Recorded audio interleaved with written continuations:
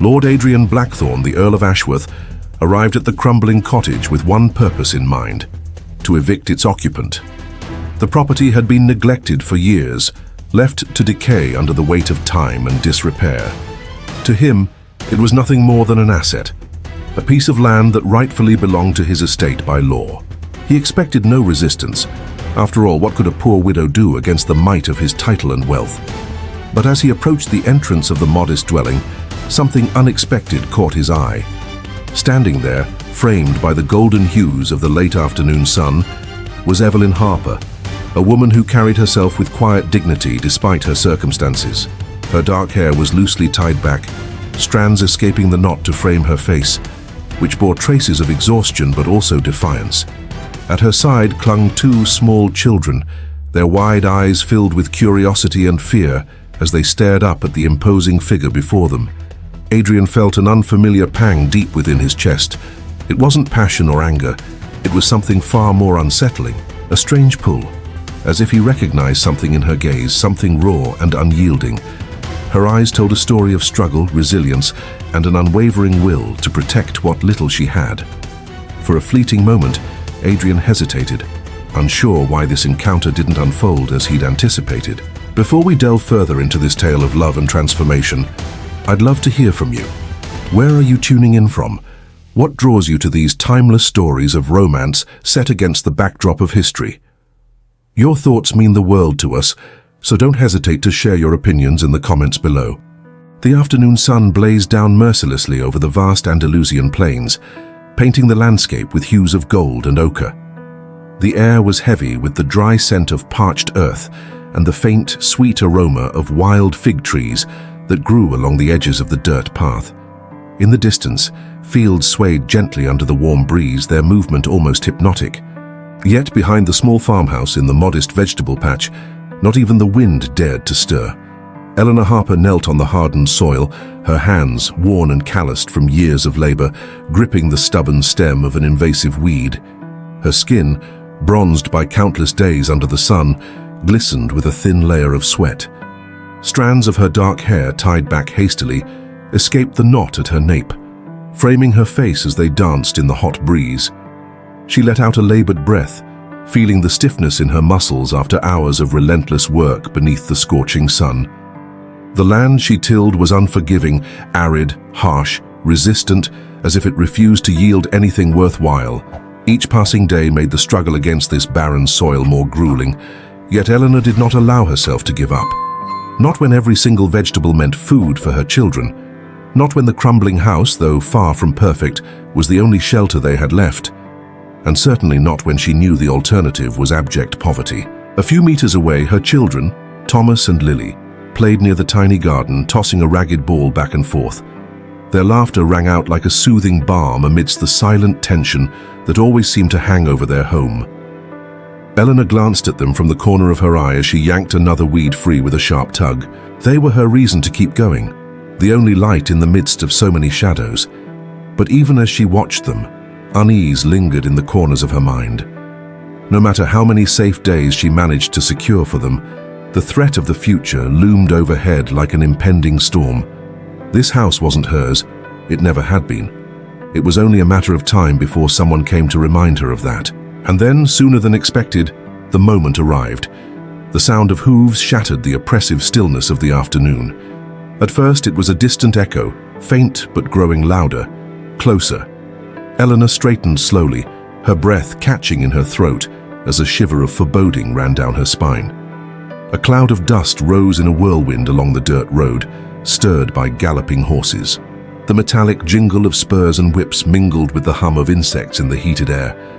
When she lifted her gaze, she saw them, a group of riders emerging onto the dirt path, advancing with the confidence of men accustomed to being obeyed without question. Their silhouettes, stark against the setting sun, were imposing. The gleam of polished buttons on their coats reflected the golden light of dusk. There was no mistaking who they were. These weren't peasants or merchants. They were men of nobility, or worse, emissaries, sent by someone with authority. Eleanor's heart skipped a beat, and a wave of dread tightened around her stomach. But she didn't move. She stood her ground, her hands still caked with dirt, sweat trickling down her neck. Her head remained high, her jaw clenched. She would not allow herself to tremble, not in front of them. The horses came to a halt just outside the entrance to the house, their hooves stirring the dry earth. One of the men, the one leading the group, dismounted with a swift, precise motion. His riding boots kicked up dust as they hit the ground. The rest of the riders stayed mounted, but their presence alone was enough to make the tension in the air unbearable. Eleanor didn't need to ask who he was. She knew the instant their eyes met. Adrian Blackthorne, the Earl of Ashworth, was an imposing figure. Tall, broad-shouldered, with the unmistakable bearing of someone raised amidst marble halls and velvet drapes. His dark coat was impeccably tailored, not a single wrinkle betraying carelessness. Beneath the brim of his hat, his eyes were cold, severe, and shadowed, a deep hue that seemed to absorb the sunlight as if nothing could pierce through them. There was no need for words when their gazes met. In that fleeting moment, Eleanor understood why he had come. Her lips pressed into a thin line as a knot tightened in her throat. She had imagined this scene too many times, had feared it, prayed for more time, but now that he stood before her, reality hit like a hammer blow. It didn't matter how tightly she clung to this house, how she had transformed its crumbling walls into a home. To him, it was just another property, and she was merely an unwelcome occupant. Adrian took a step forward, clearly intending to speak, but before he could utter a word, two small figures burst between them. Thomas and Lily, alerted by the arrival of the riders, ran toward their mother. Thomas clung to her skirt with all his might, while Lily hid behind her, gripping the edge of her dress with trembling hands. Their wide, frightened eyes fixed on the towering Duke, instinctively sensing the threat his presence carried. For the first time, Adrian froze. The impenetrable mask he wore cracked ever so slightly. His gaze shifted to the children, and the icy severity in his expression wavered. Eleanor held her breath, rooted to the spot, feeling the charged tension between them. She wasn't sure what she expected to see in his face, but somewhere deep within her chest something stirred, a premonition, the beginning of a battle yet to unfold. The silence stretched between them, heavy and almost unbearable. Adrian remained motionless, his dark eyes scanning the scene before him with a calculating coldness. He had seen much in his life, men breaking under his authority, peasants begging for mercy, merchants desperate for his favor. But never had he encountered anything like this. The woman standing before him showed no fear. Her posture was resolute, her chin lifted in defiance, her eyes blazing with the intensity of someone who would not yield without a fight. Yet what unsettled him most wasn't her insolence. It was the two children clinging to her skirt with innocent desperation, as if they somehow understood that their world was about to change forever. Adrian clenched his jaw, forcing himself to remember why he was here. He couldn't afford distractions. He had come with a clear purpose and intended to see it through. "This property belongs to the Earl of Ashworth," he announced finally, his voice low but firm, devoid of any unnecessary emotion. "You have no right to remain here." His declaration fell between them like an irreversible sentence. Eleanor gripped her children's small hands tightly, feeling Lily tremble as she burrowed deeper against her skirt. She refused to let herself be intimidated. She couldn't afford to. "And why now?" she countered, her voice steady despite the frantic pounding of her heart. "This house has been abandoned for years. No one has cared about this land or what remains of it. The soil is barren, the walls are crumbling. There's nothing here worth your attention, my lord." Adrian narrowed his eyes at her audacity. He wasn't accustomed to being questioned, especially not by a commoner without status or resources. Years of aristocratic upbringing hardened his stance even further. "That is none of your concern," he replied coldly. "I owe you no explanation." But his words did not seem to intimidate her. "Yes, you do," she insisted, meeting his gaze without flinching. "You come here, tell me I must leave, but give me no reason. Why now? Why after years of neglect?" The way she looked at him, defiant and unyielding, ignited a dangerous spark within Adrian. He had expected resistance, perhaps desperate pleas or tears of supplication, but this was different. This woman did not beg for compassion. She demanded answers, and that irritated him more than he cared to admit. "You have no right to question me," he snapped, his tone icy. "I will not discuss this further. You must vacate the property immediately." Eleanor felt despair clawing at her stomach, but she refused to let it show on her face. "And where exactly are we supposed to go?" she asked, her voice barely wavering, though inside fear threatened to overwhelm her. Eleanor's voice barely trembled as she spoke, but inside fear was choking her. "Where are we supposed to go? Sleep in the streets? Let my children starve?" Adrian Blackthorne kept his expression impassive, though something stirred uncomfortably in his chest. He didn't want to hear this. He hadn't come here to think about helpless children or the despair of a woman with nowhere else to turn. His sole purpose was to reclaim what belonged to him. Yet despite his resolve, the image of little Lily clinging to her mother with wide, frightened eyes burned into his mind in a way he couldn't ignore. "It's not my problem," he said harshly, his voice rough with suppressed emotion. "You have 3 days to leave. If you're still here after that, I'll take the necessary steps to remove you by force." The words fell like a blow, and this time, Eleanor felt the ground beneath her feet shift. 3 days. It was impossible. "If you don't leave within that time, I will proceed accordingly," Adrian continued, his tone cold and final. Thomas, who had been silent until now, looked up with sudden alarm. "Mama," he whispered, his small voice trembling with fear. Eleanor felt a surge of anger and protectiveness course through her body. She wouldn't let anyone, not even a duke, take away the only home she and her children had left. Adrian's eyes locked onto hers, measuring her reaction. He expected to see her crumble under the weight of defeat, her shoulders sagging, her gaze pleading for mercy he wasn't willing to give. But instead, Eleanor's eyes blazed with fierce determination. Her lips pressed into a thin line, and in that moment, Adrian knew this woman would not surrender easily. For the first time in years, Adrian felt a flicker of hesitation. Still, he didn't show it. With a decisive movement, he turned and strode toward his horse without another word. The men accompanying him exchanged subtle glances, waiting for further instructions. But Adrian simply mounted again, his back straight and his face hardened. Before spurring his horse forward, however, his gaze lingered on Eleanor one last time. She hadn't moved. She stood there, shoulders tense, chin raised, her children close beside her. It was then that he noticed something that unsettled him. Lily, the youngest, had shrunk behind her mother, pressing her tiny face against Eleanor's skirt, as if hiding could somehow shield her from the threat he represented. An unexpected knot formed in Adrian's throat. It was such a simple, childlike gesture, insignificant, really, but it affected him in a way he couldn't explain. For the first time in years, he felt a pang of something unfamiliar, an emotion he couldn't quite name. Yet, he refused to dwell on it. Hardening his expression, he gave the order to his group, and with a slight tug of the reins, he turned his horse and rode away down the same dirt path he'd arrived on. The sound of hooves echoed in the hot afternoon air. Eleanor remained frozen, her pulse pounding loudly in her ears. She hadn't begged, hadn't asked for more time, hadn't pleaded for mercy.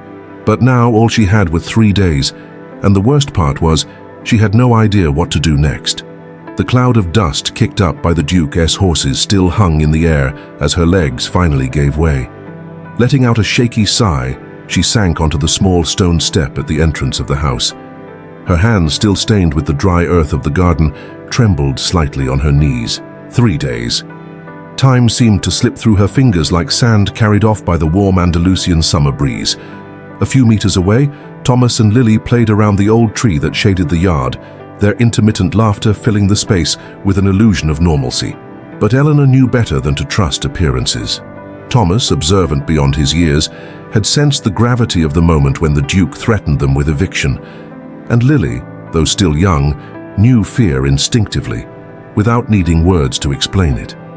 Eleanor hugged her knees and fixed her gaze on the dry, dusty horizon. Her mind raced, evaluating options, searching for any way out that wouldn't leave her adrift. But no matter how hard she tried to think of a solution, the reality was cruel. They had nowhere to go. The nearby towns offered no refuge for a widow without resources. Jobs were scarce for women without noble names or powerful protectors in high society. All she had was this old, crumbling house, and the certainty that she couldn't abandon her children to the charity of strangers. Still, allowing fear to take root in her soul wasn't an option. Taking a deep breath, she forced herself to stand. "Thomas, Lily," she called softly. and the children approached lightly. "Come wash your hands. Dinner will be ready soon." Thomas looked at her with big, serious eyes, as if trying to read her thoughts. But seeing her forced smile, he said nothing, taking his sister's hand and leading her inside. Eleanor watched them disappear through the door and closed her eyes for a moment. She wouldn't give up. She wouldn't surrender. As the sun began to dip behind the hills, the breeze carried with it the distant scent of orange groves and the soft whisper of crickets. It was then that Eleanor heard slow, dragging footsteps approaching along the path. She turned to see the stooped figure of Doña Ramona, her neighbor, and in many ways her only friend in this place. The elderly woman wore a dark kerchief covering her white hair and carried a small bundle wrapped in cloth. "I thought you might need this," Ramona murmured as she arrived, handing over the package. Eleanor took it carefully and upon opening it, found a piece of bread, some cheese and a bit of bacon. She looked up at the old woman with silent gratitude, but before she could thank her, Ramona shook her head with concern. "The Duke has come in person," she said softly. "That's not a good sign, child. A man like him doesn't waste his time on matters he considers trivial." Eleanor felt a shiver run down her spine, but she didn't let her expression change. "I have no choice, Doña Ramona. This house is all I have." The elderly woman sighed and leaned on her cane. "Sebastian de Ayala is not a man you can negotiate with. He was raised among the coldest nobility in Madrid. His mother, the Dowager Duchess, never allowed her children to show weakness. That man will have no mercy." Eleanor pressed her lips together, feeling something ignite within her. "Then he'll be forced to listen to me." Doña Ramona looked at her incredulously. "And what do you plan to do?" Eleanor straightened her shoulders. "I'm going to face him." The old woman stared at her silently for a long moment before letting out a resigned sigh. "You're brave, child, but sometimes bravery and madness walk hand in hand." The journey to the hacienda. Morning arrived with an unexpected chill. Eleanor woke before the first rays of sunlight crested the mountains. She dressed in her best skirt, the least worn one, and tied her hair into a tight braid. She had no jewels or luxurious fabrics to impress the Duke, but that didn't matter. She wasn't going to beg, she was going to demand to be heard. She slipped out quietly, making sure Thomas and Lily were still asleep. She knew that if Thomas woke, he would try to convince her not to go. In the yard, she found the old horse she had borrowed from a neighbor. The animal wasn't fast or elegant, but it would serve its purpose. Taking one last deep breath to calm her racing heart, she mounted and set off toward the Valdepeñas estate. The journey was longer than she had imagined. The hacienda sat atop a hill, surrounded by fertile lands that contrasted sharply with the arid soil of her small property. Here, the vegetation was lush, the vineyards stretching like a blanket under the morning light. The roads were well maintained, free from the harsh dryness of the earth she was accustomed to. Opulence was evident in every detail. When she finally reached the grand iron gates, she dismounted with determination.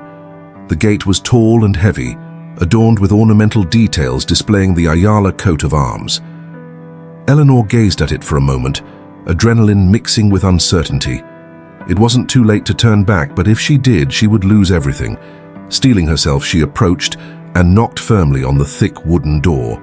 After a few seconds, the door opened just a crack, and a stern-looking servant appeared in the doorway. He looked her up and down with a mix of disdain and curiosity.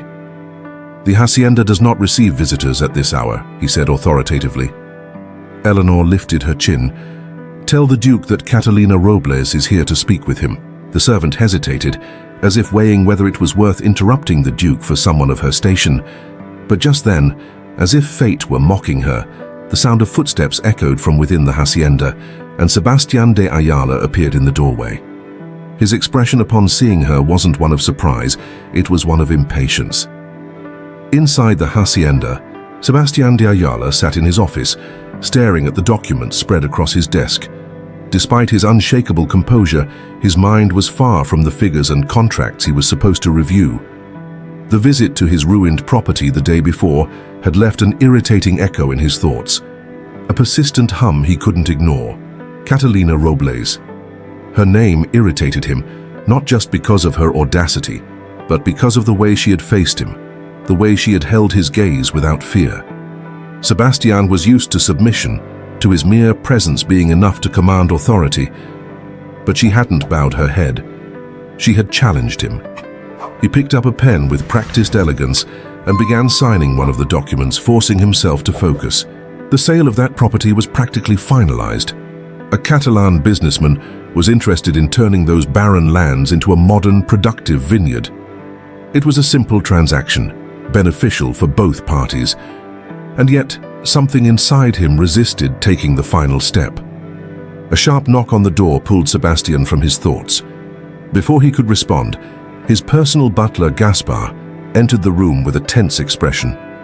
"Your Grace," he said formally, "Catalina Robles is at the main entrance.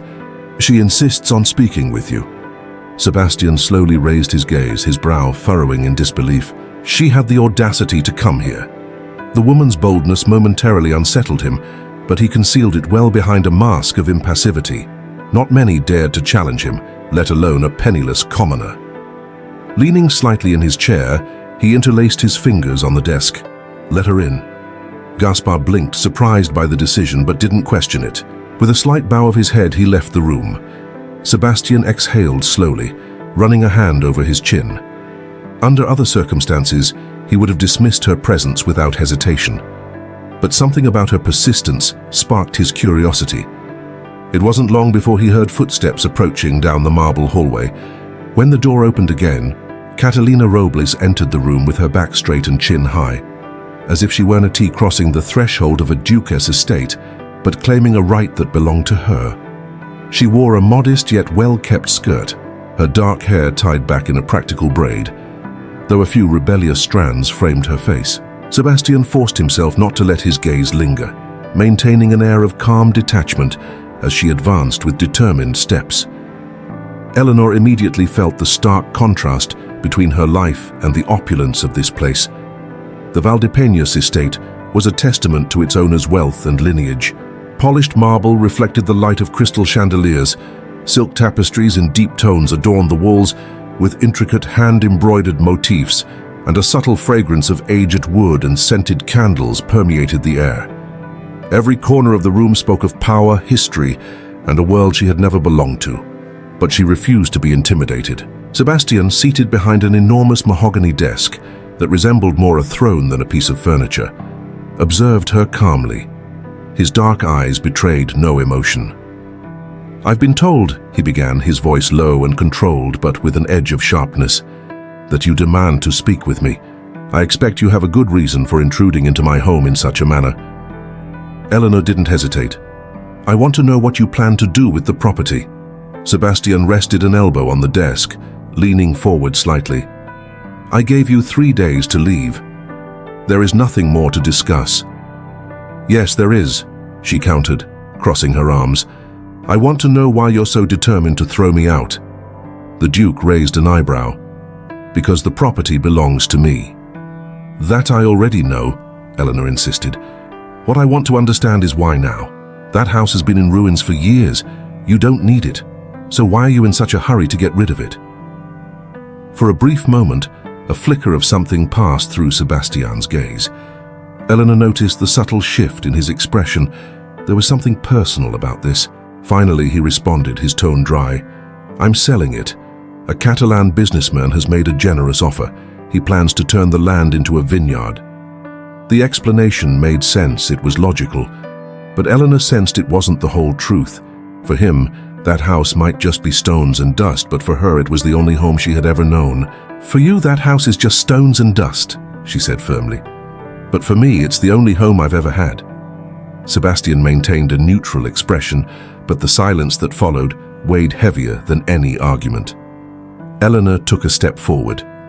"I'm not asking for charity," she continued, "but I want you to understand that this house isn't just a crumbling structure. It's the only place where my children have ever known anything close to safety. If you sell it, what will we have left?" Sebastian pressed his lips together, turning his gaze back to the documents on his desk, as if they were the only thing that mattered. "It's not my problem," he said flatly, but something in his tone suggested otherwise. The silence between them stretched, heavy with unspoken tension. It wasn't just a clash of wills, it was a collision of two completely different worlds. Finally, Sebastian rose from his seat with a slow, calculated movement. He walked to the window and gazed out at the estate bathed in the golden light of dawn. His posture was rigid, his shoulders tense as if carrying an invisible weight. When he finally spoke, his voice was low and restrained. "I'll give you my answer at sunrise." Eleanor felt a chill run down her spine. Sebastian didn't turn to look at her, but she knew that what he had just said wasn't a concession. It was a warning. The sun had barely begun to rise over the hills when a sharp knock on the door pulled Eleanor from her thoughts. She had spent the night awake, replaying Sebastian's words over and over in her mind. "I'll give you my answer at sunrise." Uncertainty had settled in her chest like a heavy stone. When she opened the door, she found a young servant of the Duke standing on the threshold. The boy, with a thin face and immaculate uniform, extended a small sealed envelope to her. "The Duke of Valdepeña sends this, madam." Eleanor felt her pulse quicken. With steady hands, she broke the seal and carefully unfolded the note inside. "Meet me at the property this morning. We need to talk." No explanations, no hints about what he had decided. The servant gave a slight bow and retreated without another word, leaving Eleanor holding the paper, a growing sense of unease washing over her. "Mom, what does the letter say?" Matteo asked, appearing at the door with sleep still lingering in his eyes. Eleanor crouched down to meet his gaze and offered a small smile, though her mind was far away. "The Duke wants to see me." Matteo frowned but didn't press further. Eleanor knew her son was worried, but she couldn't reassure him, not when she herself had no idea what awaited her. The journey to the crumbling house was silent. She mounted the same old horse she'd used the morning before, the cold morning wind tousling her hair as she rode toward the property. As she approached, her eyes scanned the crumbling walls, the broken fence, and the dry orchard. If Sebastian had decided to evict them on the spot, there would be nothing she could do to stop him. But if he had agreed to hear her out, perhaps there was still hope. When she arrived at the entrance, there were no signs of the Duke's men or servants. Sebastian stood there alone, near the threshold of the house, arms crossed over his chest, his jacket open, and his hair tousled by the morning breeze. There was something different about his expression. It wasn't coldness or arrogance, but something more enigmatic. Eleanor dismounted cautiously, her boots sinking slightly into the loose soil as she approached him. "I received your message," she said without preamble, holding his gaze. "Why did you call me here?" Sebastian observed her silently for a moment before speaking. "I've made an agreement." His words took her by surprise.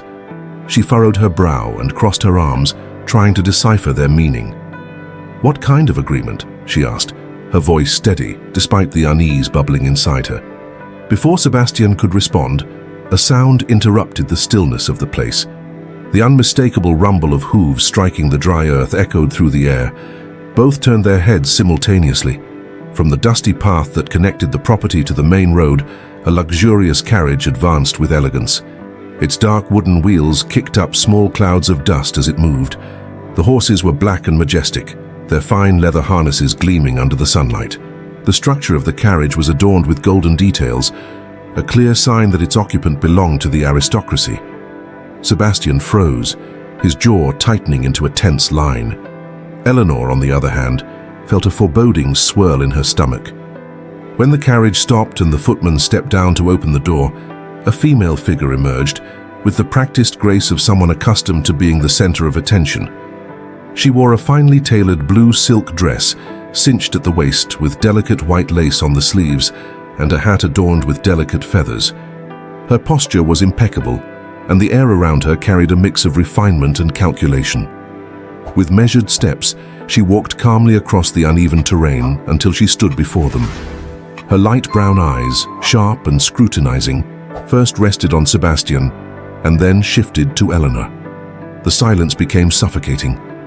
But when the newcomer spoke, her voice was as sharp as a dagger. "My dear Sebastian," she said, her tone sweet but laced with possessiveness, "I didn't expect to find you in a place like this." Eleanor felt a chill run down her spine. She didn't need to ask who the woman was. She knew instantly. Beatriz Velasco, the Duke's fiancée. The air seemed to thicken as Beatriz descended from the luxurious carriage. Her movements were calculated, exuding an effortless elegance that could only come from a lifetime of aristocratic upbringing. Her blue silk dress, the color of a deep twilight sky, clung perfectly to her figure, accentuating every curve with undeniable refinement.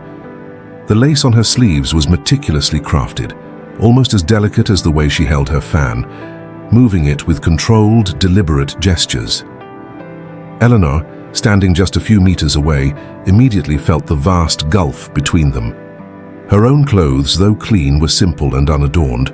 Her hastily braided hair lacked the sparkling pins that decorated Beatrice's dark curls. The woman was the embodiment of aristocracy, confident, self-assured, and above all acutely aware of her place in the world. And Sebastian de Ayala undoubtedly belonged to her realm. Beatrice moved across the uneven ground with the same confidence with which a queen might traverse a ballroom. At first, her gaze was directed solely at Sebastian, completely ignoring Eleanor, as if she were nothing more than an irrelevant shadow in the landscape. "My dear Sebastian," she said, her voice velvety with a sweetness that cut like a blade. "What an unexpected pleasure to find you in such a peculiar setting." Sebastian, though visibly surprised by her arrival, regained his composure within seconds. He straightened his back, his expression returning to its usual mask of control, and walked toward her with the confidence of a man who knew he was being watched. "Beatrice," he replied courteously, inclining his head slightly in greeting. When she extended her gloved hand, he took it delicately and brought it to his lips, brushing a light kiss over the white fabric. It was a social gesture, certainly, but one that left no doubt about their connection. Eleanor felt a sharp pang in her stomach. It was a cruel reminder of reality. She had argued with Sebastian, demanded explanations, and even allowed herself to believe, for a fleeting moment, that there might be a glimmer of humanity in him. But this scene, this instant of formality and courtesy, proved to her that Sebastian de Ayala was not her ally, and never would be. He belonged to another world, one where there was no room for a penniless widow like her. Beatrice, after her brief exchange with Sebastian, finally turned her attention to Nina. Her gaze, as it traveled from Nina's feet to her head, carried no curiosity or interest, only evaluation, judgment, and the absolute certainty that the woman before her posed no real threat. But Nina noticed the way the aristocrat's lips tightened slightly, as if she found Nina's mere presence inappropriate. "Oh," Beatrice said with a faint nod of her head, "I didn't expect to see company." Nina held her ground, resisting the urge to respond with the same condescension. She knew exactly what Beatrice was doing, making it clear that Nina had no place in this encounter. Sebastian seemed to notice the tension in the air. His expression hardened. After a brief silence, he turned slightly toward Nina. "We can continue our conversation another time," he said in his usual cold, measured tone.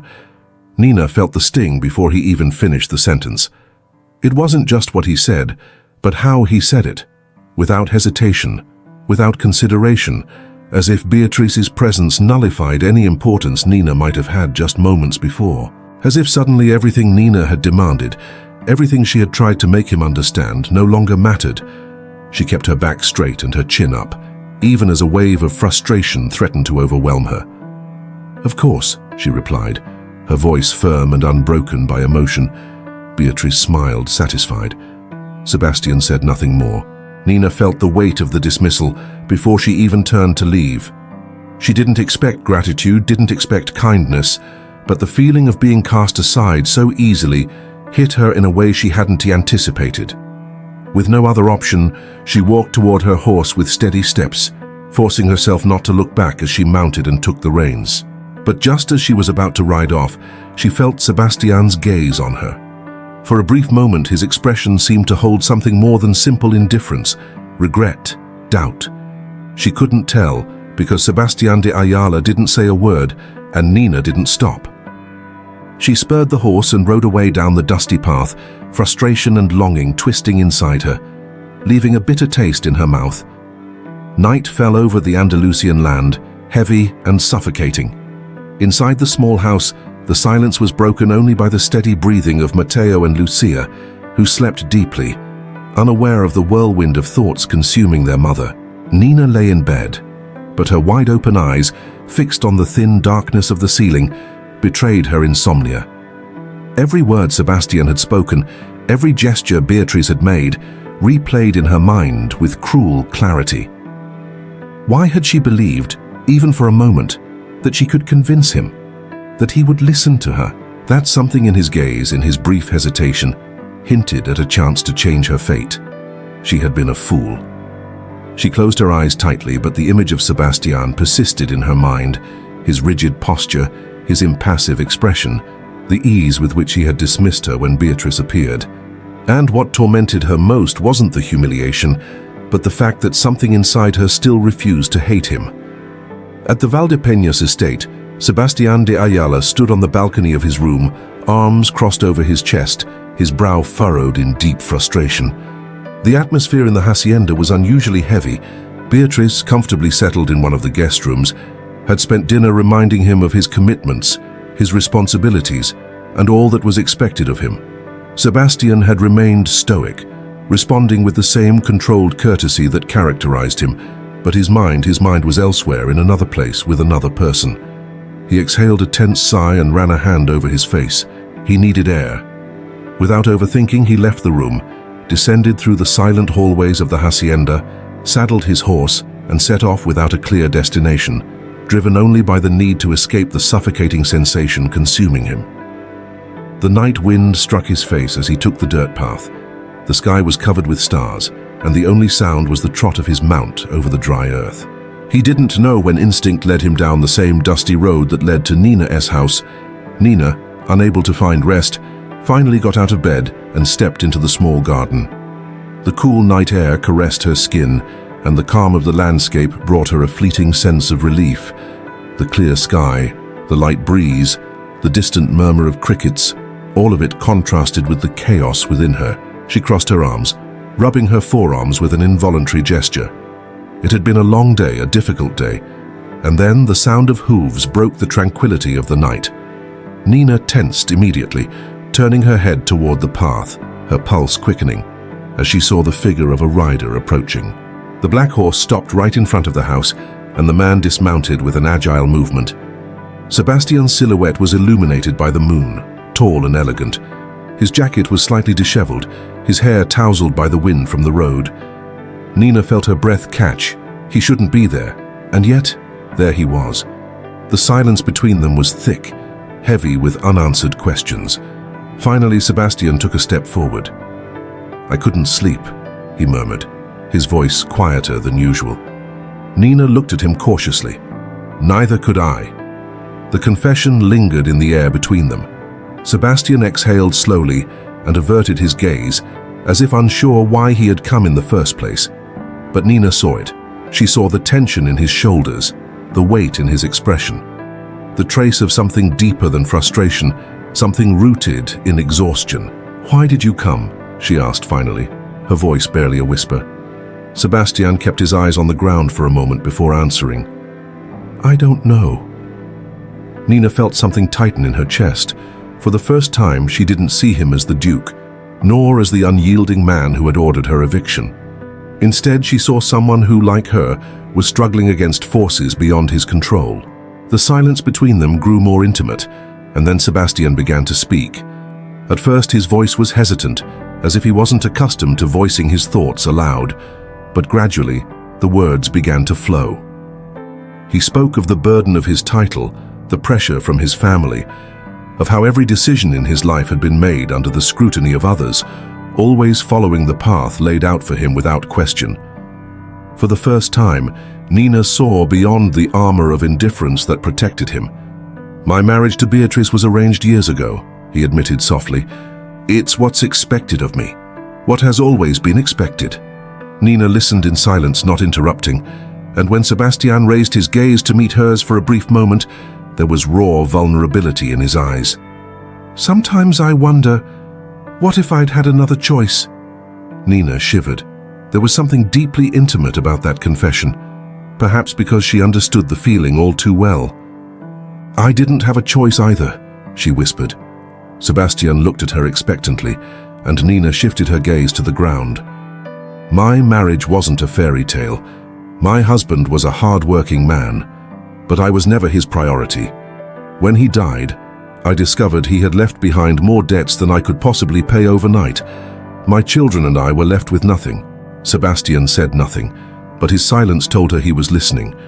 For the first time, their defenses had lowered without either of them realizing it.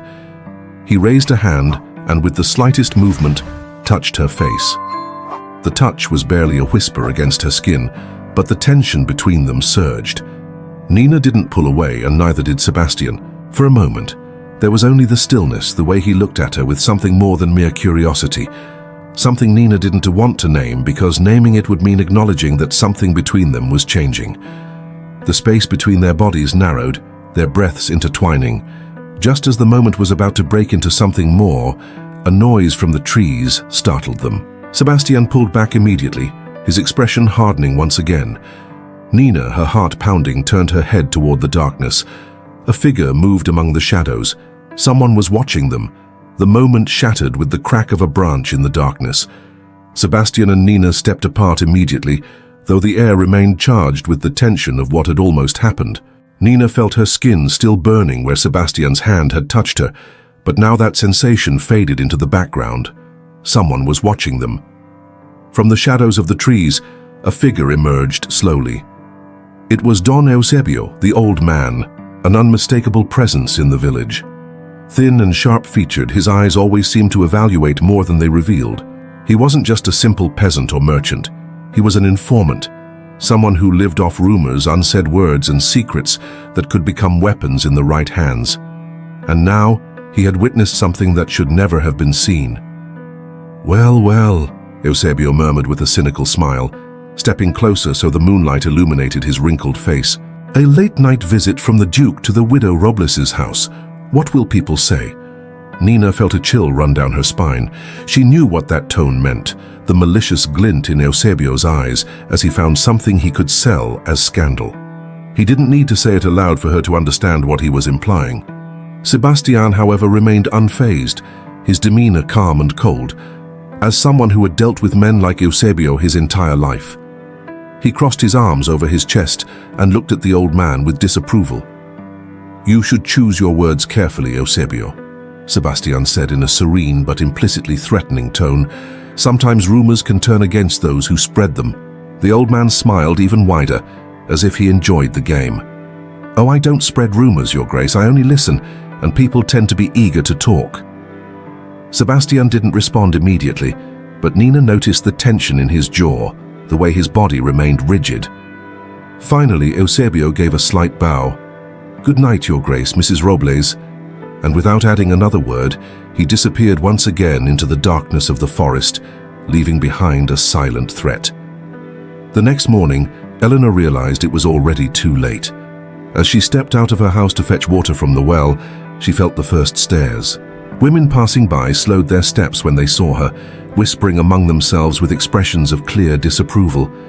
Some men looked at her with mocking smirks, and even the children playing in the square seemed to have heard something. The news had spread. Adrian, the Duke of Valdepeñas, had been seen at the widow Robles' house in the early hours of the morning. The scandal had propagated like wildfire. The rumors varied, but they all agreed on one thing. A woman like her had no business with a man like him. Nina clenched her teeth and held her head high as she walked back home. She wouldn't give those people the satisfaction of seeing her ashamed, but when she closed the door behind her, her hands were trembling. At the Valdepeñas estate, Sebastian was in his study when the storm finally caught up with him. The door burst open, and Beatriz entered with the fury of a woman unaccustomed to being ignored. Her impeccable dress didn't have a single wrinkle, but her expression was full of reproach. "Tell me it's not true," she demanded, slamming the door shut behind her. Sebastian barely lifted his gaze from the documents he was pretending to read. "I don't know what you're talking about." "Oh, come now," she spat with a brief, biting laugh. "They say you spent the night at a widow's house, that you were seen at her door in the middle of the night, that you left just before dawn." Sebastian carefully placed the pen on the desk. "Rumors are dangerous," he said calmly, "especially when they're based on truth." Beatrice crossed her arms over her chest and looked at him sternly. "I've known you my entire life, Sebastian. You've never been an impulsive man. You've always followed the rules, but now..." She narrowed her eyes. "It seems you've forgotten your place. Adrian slowly stood up, his expression hardening. "My place," he repeated without hesitation, "is by your side, in a marriage that has been arranged for years? Or do you think I'm going to throw everything away for a woman without a title, without fortune?" Adrian locked eyes with her, and for the first time Beatrice seemed to realize she was treading on dangerous ground. "Careful with what you say," he warned, his voice low but sharp. Beatrice pressed her lips together, but her anger did not subside. "Listen, Sebastian," she continued, "I don't care what happened between you two. What I care about is that people are talking.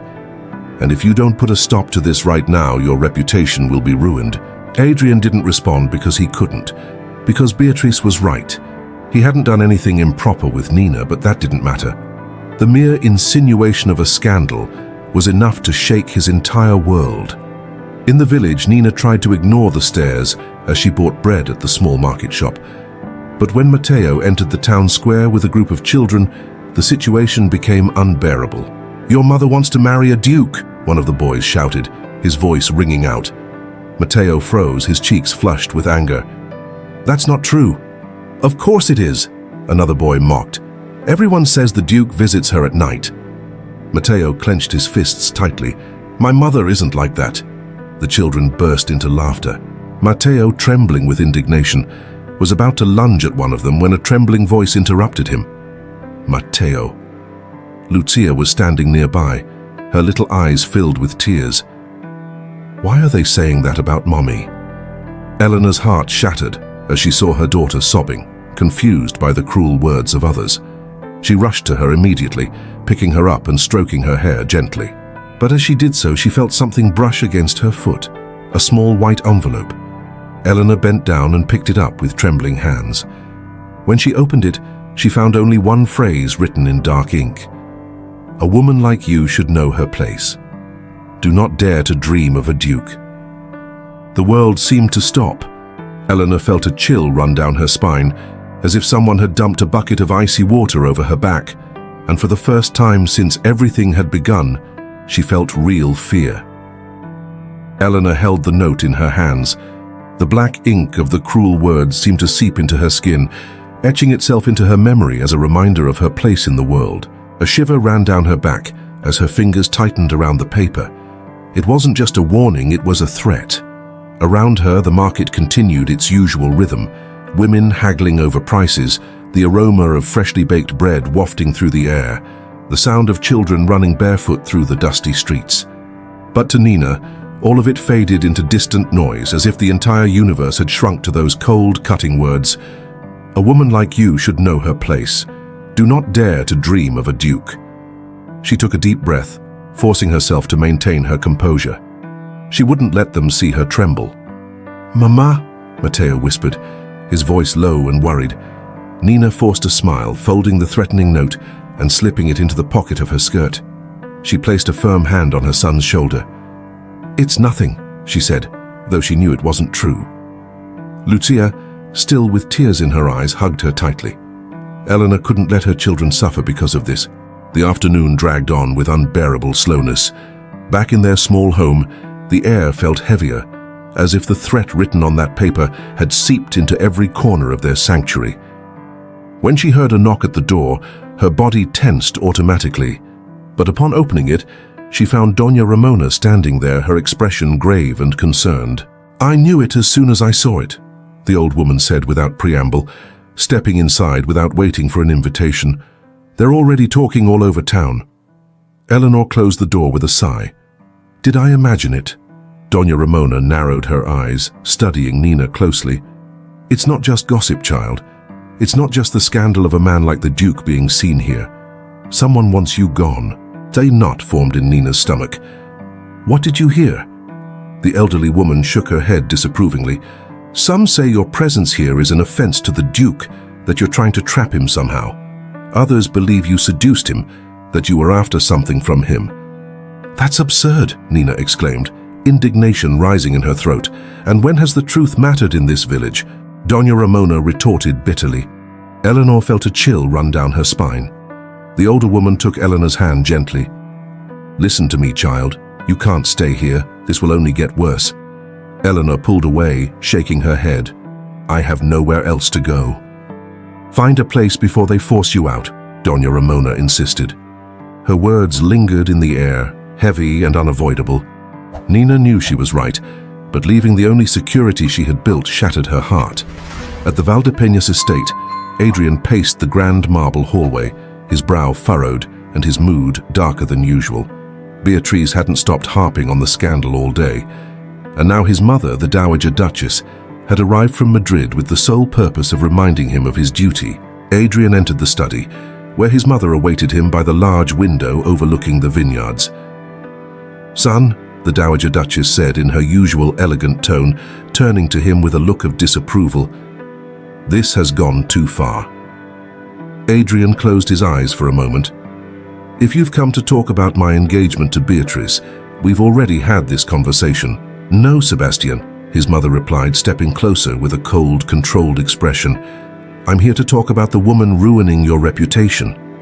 Adrian felt his body tense. "Mother, Beatrice has told me enough. I'm not naive. If there are rumors, it's because something happened." Adrian exhaled wearily, but the Duchess didn't give him a chance to respond. "Our lineage cannot afford a scandal. You must marry Beatrice and let the town forget this matter." Her words were firm, but Sebastian felt something inside him resist. Beatrice, the marriage, his responsibilities, those things had defined his life. But then, why couldn't he stop thinking about Eleanor? That night, after putting her children to bed, Nina made a decision. She couldn't keep risking Matteo and Lucia's safety. If the town wanted her gone, then she would leave. There was no other choice. With a heavy heart, she took an old suitcase and began packing the few belongings they had. She folded their clothes with steady hands, trying not to think about the fear gripping her. Just as she was placing Matteo's shoes into the bag, a sharp sound stopped her. Something had fallen at the doorway. With a knot in her stomach, she approached slowly. A white envelope lay on the floor. Her hands trembled as she picked it up. When she opened it, she found a new note. The handwriting was dark and pressed with even more force this time, as if the writer had been containing simmering rage. "If you don't leave, something worse will happen." A shiver ran down Nina's spine. It wasn't a warning, it was a promise. The note shook in her hands, her breathing becoming irregular. Her chest rose and fell rapidly, but it wasn't fear this time, it was anger. Anger because whoever was behind these threats was forcing her to flee. Anger because deep down, she had hoped to fight for what was hers. Anger because despite her pride and the dignity with which she tried to stand tall, the weight of the threat was suffocating her. It wasn't just about her. Matteo and Lucia were sleeping just a few meters away, oblivious to the whirlwind of emotions consuming her. What would happen if someone carried out their threat? She couldn't risk them. She couldn't stay. The decision felt like a dagger piercing her chest, but she knew there was no other option. They would leave before dawn. The shadows of dawn stretched over the house as Eleanor finished packing what little she had. Worn-out clothes, a couple of blankets, a few savings wrapped in a handkerchief. Each item she touched was a piece of her life that she had to leave behind. The echo of her own movements reverberated through the silent house. It felt as if it were already empty, as if her departure had been sealed into the walls themselves. She approached the bed and looked at Matteo and Lucia sleeping. Lucia had her small arms stretched over her brother, as if even in dreams she sought protection. Eleanor leaned down and stroked their hair tenderly. "We'll leave soon," she whispered, more to herself than to them. Her heart pounded fiercely as she finished packing the last items into a canvas bag. There was no turning back now. At the Valdepeñas estate, Sebastian was alone in his room, but sleep wouldn't come. He had tried to focus on the documents his mother had insisted he sign, endured Beatrice's inquisitive gaze during dinner, and done everything he was supposed to do. Yet, that corrosive unease lingered.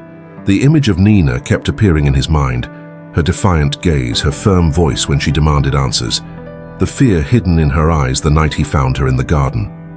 A knot formed in his chest. He had made the right decision to keep his distance, hadn't he? So why couldn't he breathe?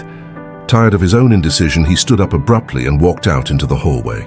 Without overthinking, he headed to the stables, mounted his horse and rode off. He just wanted to get away, to ride aimlessly and feel the cold night air clearing his mind.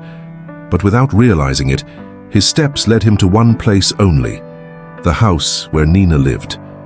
When Adrian arrived, the house was shrouded in darkness. The wind swayed the dry grass around him, creating an almost funereal murmur. Something felt wrong. From atop his horse, he noticed the front door was slightly ajar. Frowning, he dismounted immediately. The floor creaked under his boots as he crossed the threshold.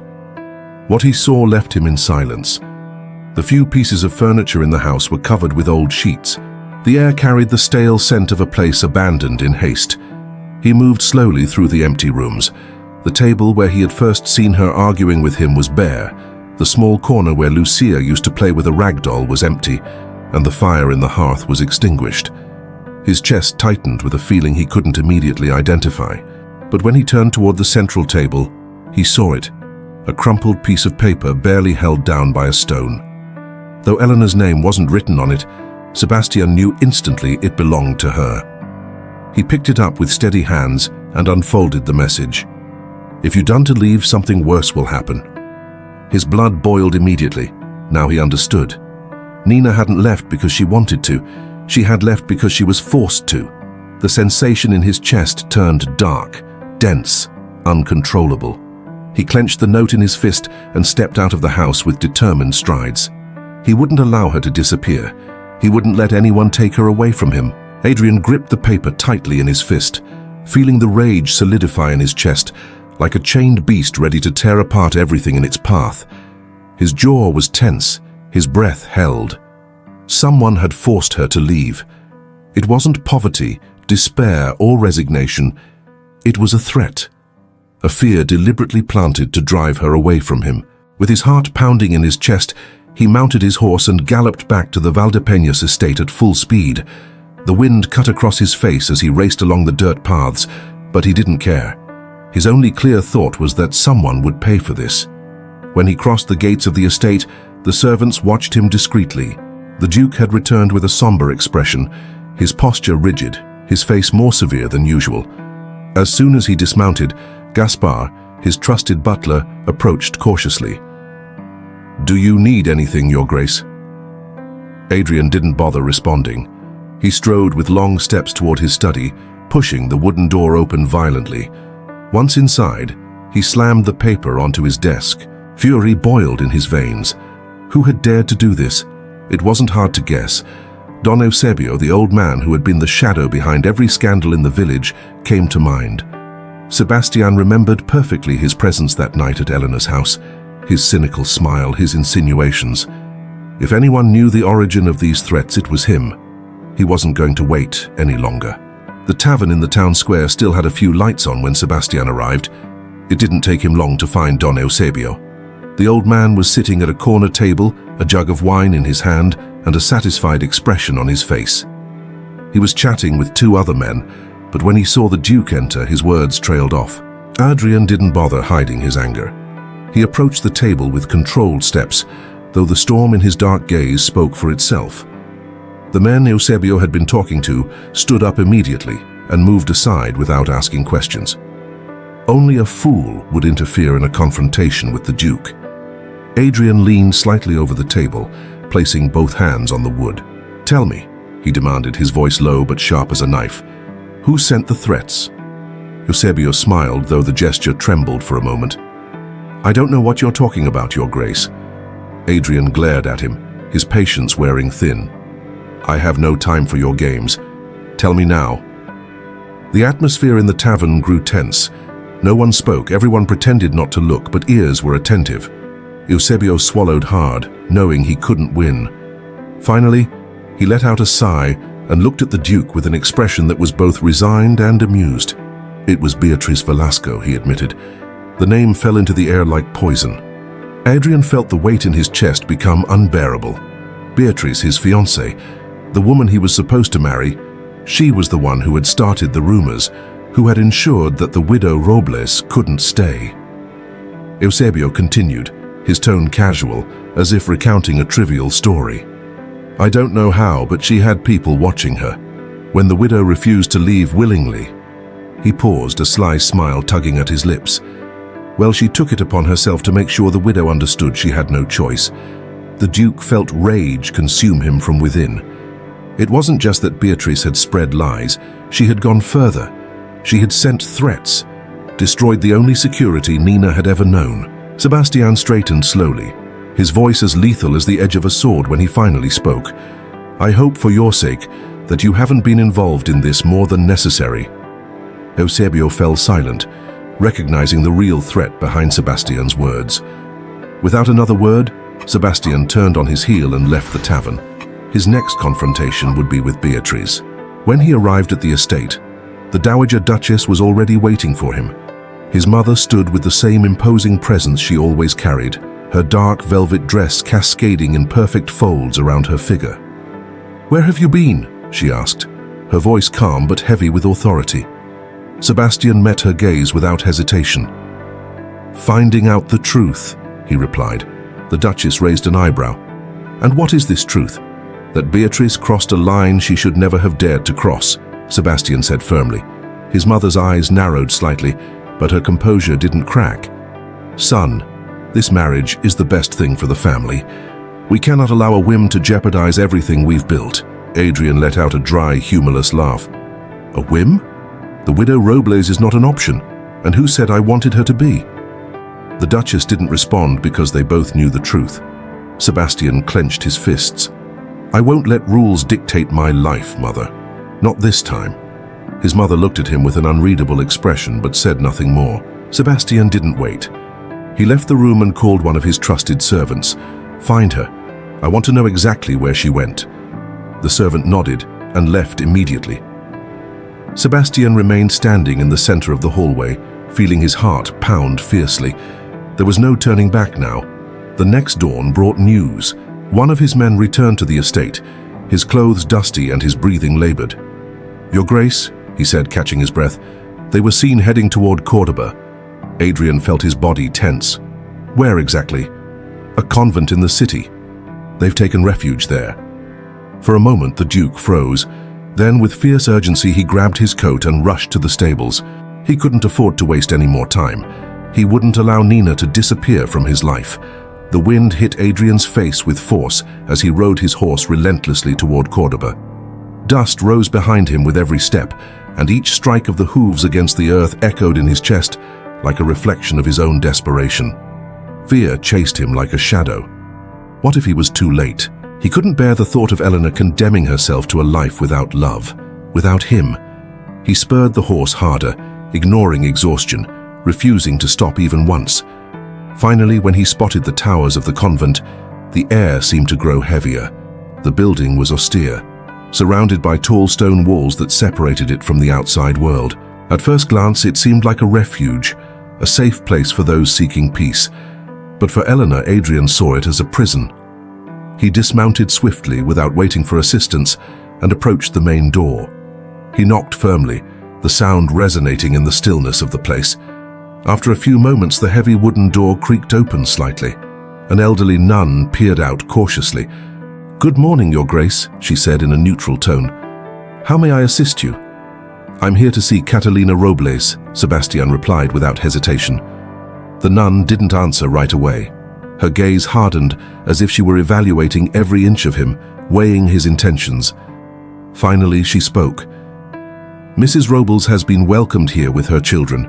She has made a decision about her future." Adrian felt a chill run down his spine. "What decision?" The nun took a deep breath as if regretting the words she was about to say. "She wishes to take vows, to become one of us." The words hit him like a punch. "That can't be true," he said, his voice low but filled with disbelief. "The Lady Robles seeks peace for herself and her children. This convent offers them protection," the nun explained. Adrian felt fury, desperation, and something much deeper swelling inside him. No, Eleanor didn't want this. He knew she didn't. She wasn't a woman who gave up without a fight. If she had come here, it was because she believed she had no other choice. He stepped forward, his voice firm and clear. "I demand to see her." The nun frowned. "That is not possible." "I will not leave without seeing her," Sebastian insisted. The weight of his title, his power, seeped into his words. It wasn't a plea, it was a command. The nun hesitated, but something in Sebastian's gaze made her reconsider. Without another word, she nodded slightly and opened the door just enough to let him in. "Wait in the garden," she instructed. Adrian obeyed, though every passing second made him more impatient. He walked along the stone path until he reached a small inner courtyard where a well reflected the clear sky. He waited, each minute torturous. And then he saw her. Eleanor appeared in the doorway of one of the convent's hallways. She wore a modest grey dress, her hair simply tied back. Her face was serene, but her eyes betrayed her sadness. Adrian felt a sharp pang in his chest. She looked at him for a moment, frozen as if unsure how to react to his presence. Finally, she walked toward him with measured steps, stopping a few meters away. "You shouldn't have come," she whispered. Adrian gazed at her intently. "I can't let you do this." Eleanor pressed her lips together, averting her gaze. "There's nothing you can do." He took another step closer. "I don't believe you," he said firmly. She raised her head immediately, her eyes blazing with something akin to anger. "And what other choice do I have? I can't stay in the village. I have no family, no protection. My children are all that matter to me, and here at least they'll be safe." Adrian clenched his fists. "I will protect you." Eleanor let out a bitter laugh. "How? How long will it take before you realize you can defy your world for someone like me?" The silence stretched between them. Adrian knew it wasn't just about promises. It was about showing her that she wasn't a mistake, that she had never been one. He took another step forward, his voice dropping lower, more intense. "I'm ready to challenge everything for you." Eleanor stood still, her voice trembling slightly. "Don't say that if it's not true." Adrian extended a hand and gently took hers, his thumb brushing against her skin with tenderness. "Nothing is truer than this."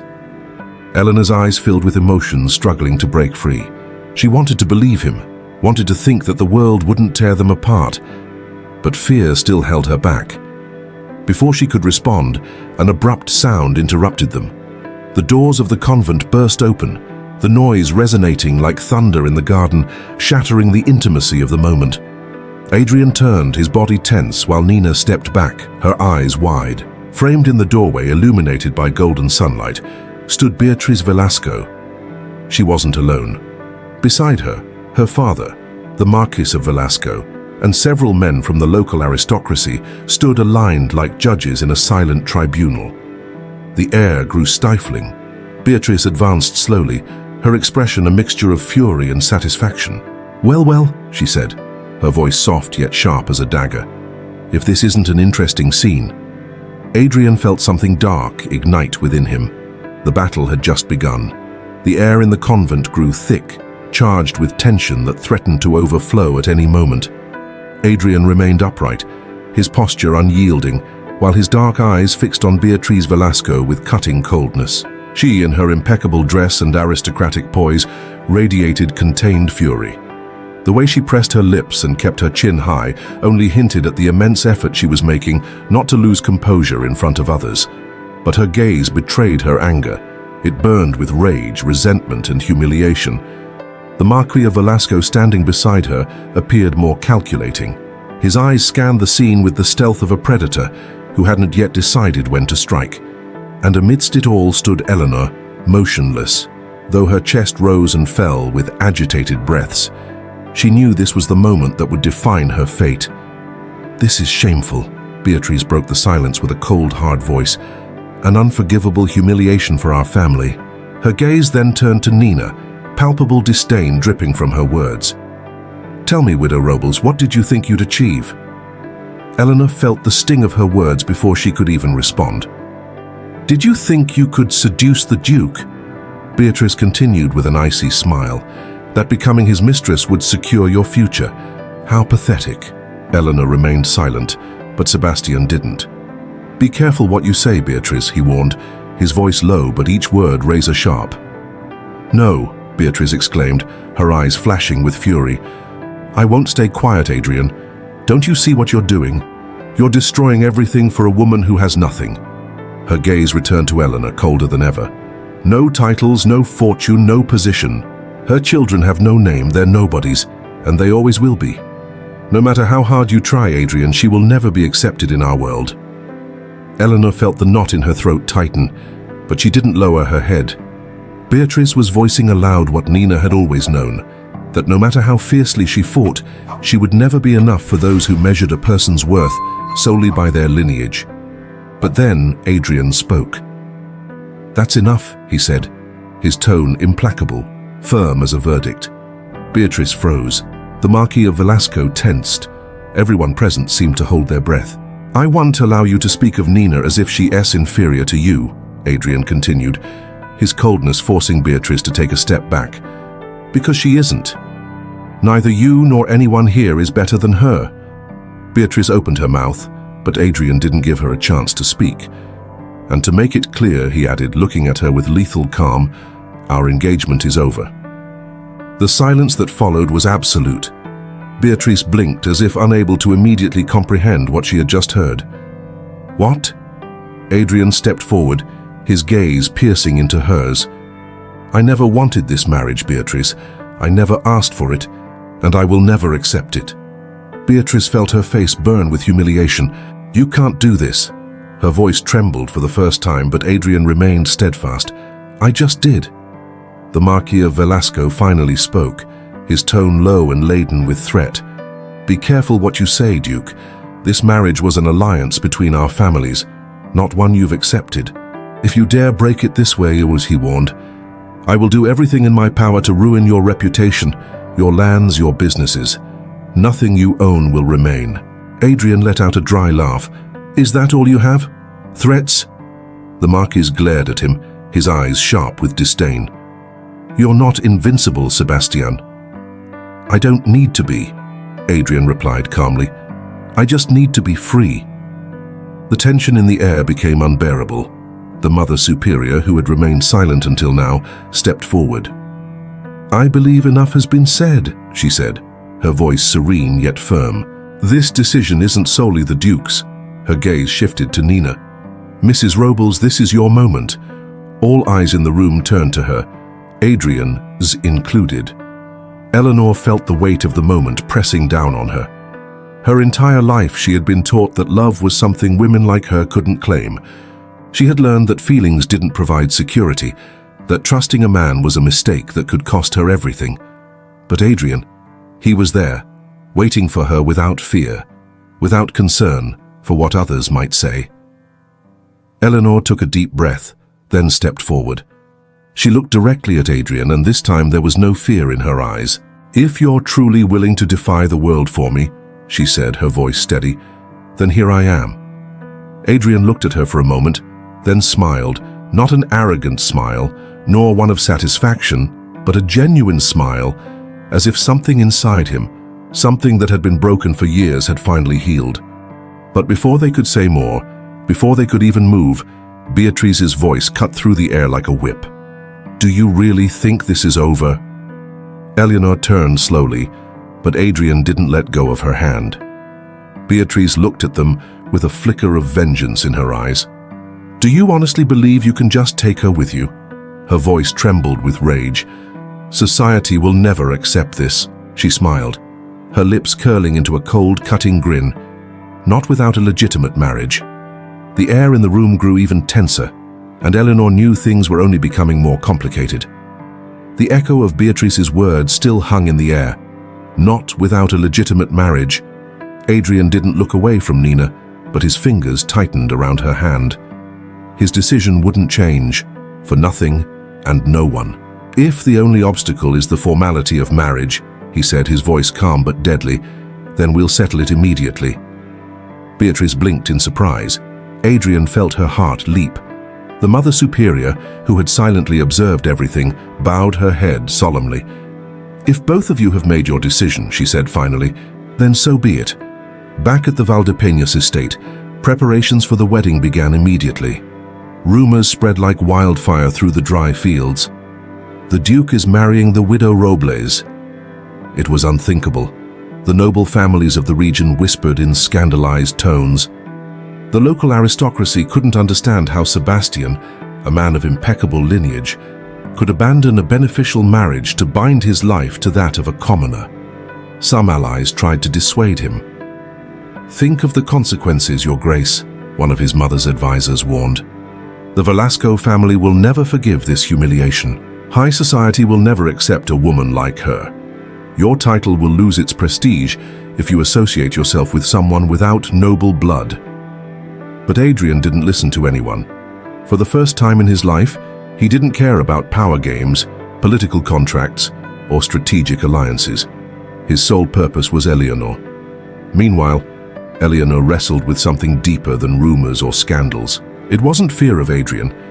It was fear of herself, of the idea that she might not be enough, that she would never measure up to a world that would never fully accept her. Sitting at the small table in her home, her trembling hands resting on her lap, she felt the weight of her decision suffocating her. And then Doña Ramona appeared. The elderly woman, with her measured gait and sharp gaze, placed a package on the table and looked at Nina with the same stern expression she always wore. "Are you going to cry, or are you going to face it?" Eleonor blinked, surprised by her old friend's bluntness. "I don't know if—" Doña Ramona sighed impatiently. "Listen to me, girl. I know fear is strong, but if you think true love isn't worth risking everything for, then you've never truly known it." Eleonor lowered her gaze. Doña Ramona took her hand firmly. "True love demands courage. And if that man is willing to defy the world for you, why can't you do the same?" Eleanor swallowed hard because deep down she wanted to. At the estate, the Dowager Duchess of Valdepeñas watched the chaos unfold with an air of resignation. Since the announcement of her son's engagement, she had received visits from indignant aristocrats, concerned letters from allies, and even a furious conversation with the Marquis of Velasco, who had vowed to sever all ties with the Ayala family. And yet, none of it seemed to affect Sebastian. Her son remained steadfast, unyielding.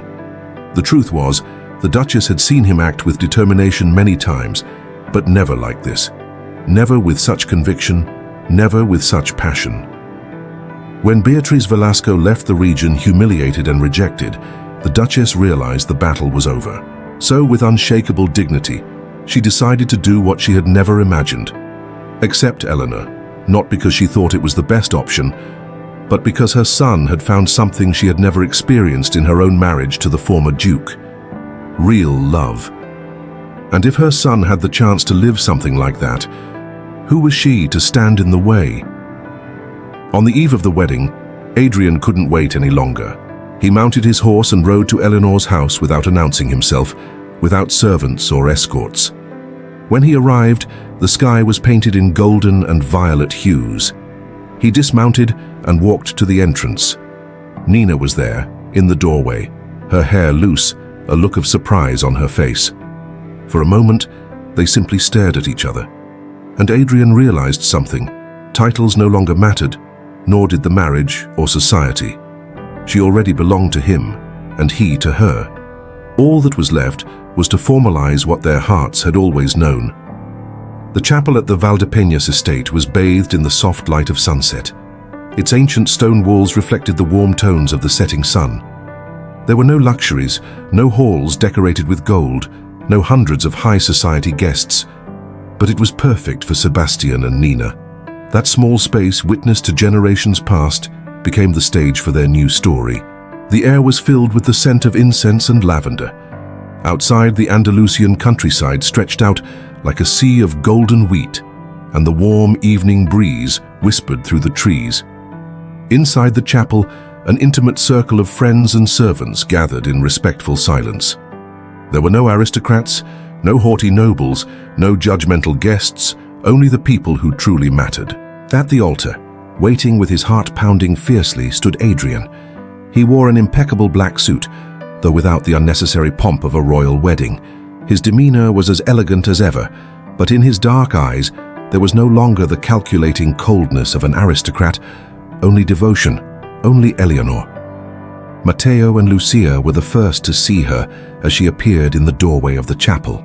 The two children held small flowers in their tiny hands, their faces glowing with a mix of excitement and nervousness. And when Eleonor appeared in her simple white dress, her hair braided with delicate strands of pearls, time seemed to stop.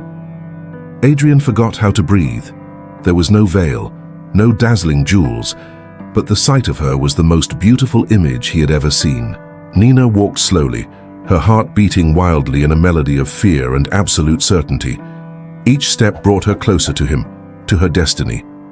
Matteo and Lucia ran to her, taking her hands with soft laughter, their little eyes shining with happiness. And when Eleanor saw the way Adrian looked at them, she knew she had made the right decision. Finally, she reached him. When Adrian took her hand, he felt the warmth of her skin, the strength of her grip. They weren't alone anymore. They would never be alone again. The ceremony began with gentle words from the priest, who spoke of love, patience, and the strength needed to defy fate and write a new story. But Adrian and Eleanor barely heard him. In the silence between them, in the way their fingers intertwined, in the way their eyes sought each other during every pause in the ceremony, their promises had already been made long before this day. When the priest asked them to exchange vows, Adrian spoke first. "Catalina Robles," he said, using her full name with the respect of someone seeing a woman in all her greatness. "I never imagined life would lead me to you, but now I know there could have been no other path." Tears welled up in Nina's eyes, brimming with contained emotion. "I promise you'll never be alone again," Adrian continued, his voice firm but imbued with a tenderness no one had ever heard from him before. "I promise to fight for you as you've fought your whole life, that you will be my equal, my strength, my home." Eleanor felt her heart overflow. When it was her turn, her voice trembled slightly, but her determination was stronger. "I always believed love wasn't for me," she whispered, "that life would only give me what I could take with my own hands. But you taught me that I'm not alone." Adrian gently squeezed her fingers. "And now I promise to be with you, not out of obligation or convenience, but because I love you." A breeze entered through the chapel windows at that moment, as if the wind itself wanted to seal their union. And when the priest declared them husband and wife, when Adrian cupped her face in his hands and kissed her with the reverence of someone holding something sacred, the entire world seemed to pause. The past was left behind. The fears disappeared. Only they remained. Later, after the ceremony, when the sky turned into a canvas of stars and the estate vibrated with absolute calm, Adrian and Eleanor walked together through the gardens. The grass was warm beneath their bare feet, and the night breeze caressed their faces. There was no more uncertainty, no more barriers. Adrian stopped and turned to her. "Do you know what's the funniest thing?" he murmured, sliding a finger along her cheek. "For my entire life I believed my destiny was written, that I had no choice, that I had to follow the path others had laid out for me." Eleanor met his gaze, feeling the echo of her own struggles in his words.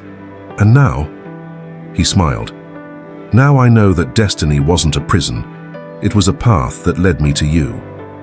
Eleanor closed her eyes for a moment, feeling the warm night breeze, the way her chest expanded with a freedom she had never known before. When she opened them again, her gaze was filled with certainty. "The world won't be perfect, Adrian," she said softly. He tucked a loose strand of her hair behind her ear. "No, it won't be," she smiled tenderly. "But it will be ours." Adrian pulled her close, wrapping her in his embrace, sealing his promise against her skin with the warmth of his breath. Because in the end, that was all that mattered. Were you touched by this message? Like it now, subscribe to the channel and share it. Someone needs it today, and that click could change everything.